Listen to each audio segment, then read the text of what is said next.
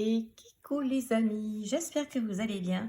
Donc aujourd'hui je vais vous présenter les 4 premières arcanes du tarot de Marseille.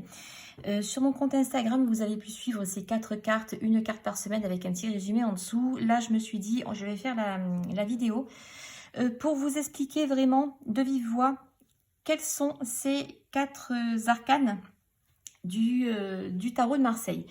Alors, on va commencer déjà par le mat, aussi appelé le fou.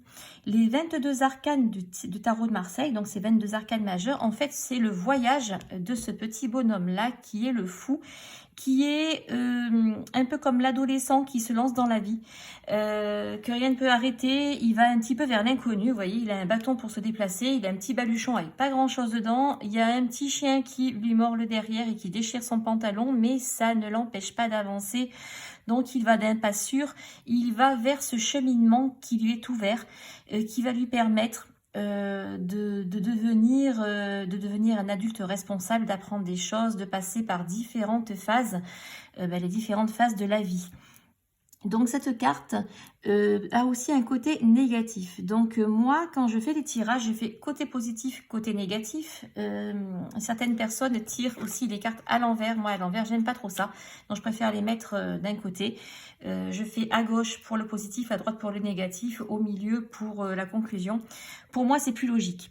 Mais en côté négatif, ce sera peut-être une personne qui justement se trompe de chemin. Peut-être que c'est une personne qui va partir sur un coup de tête et qui justement n'a rien dans son baluchon et qui va manquer de quelque chose.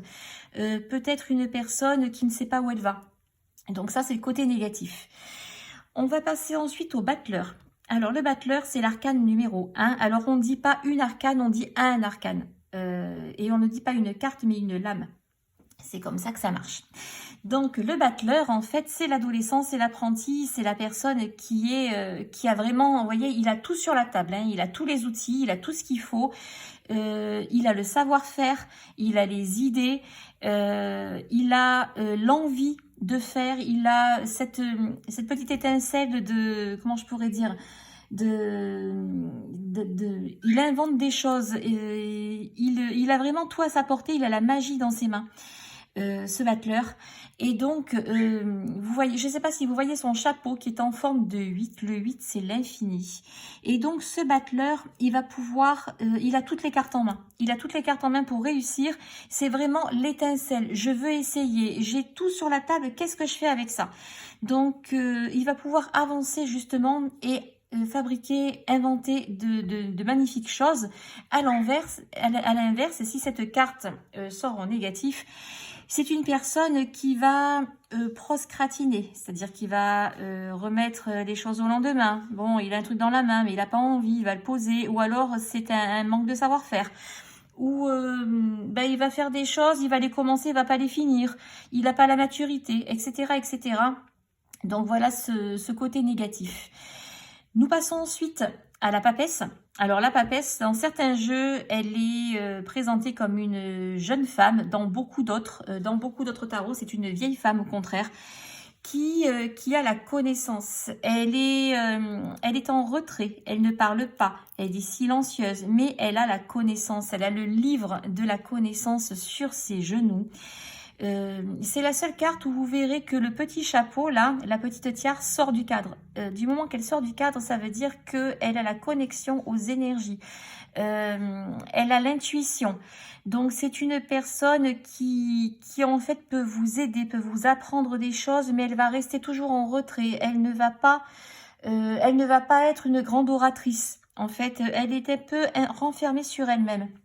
À l'inverse, ça peut être une personne qui garde des secrets, genre des secrets de famille, des choses cachées, qui vous cachent des choses, qui vous empêchent d'apprendre. Vous voyez, c'est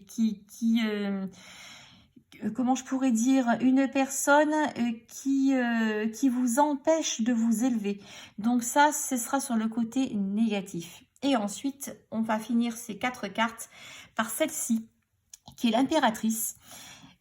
qui est un symbole de fertilité, qui est un symbole de féminité. C'est un symbole d'abondance, c'est la grossesse, c'est les enfants, c'est les récoltes. C'est une carte qui est très positive. Cette carte-là, c'est une de mes cartes préférées en fait, parce que quand vous avez l'impératrice, vous avez l'abondance à portée de main.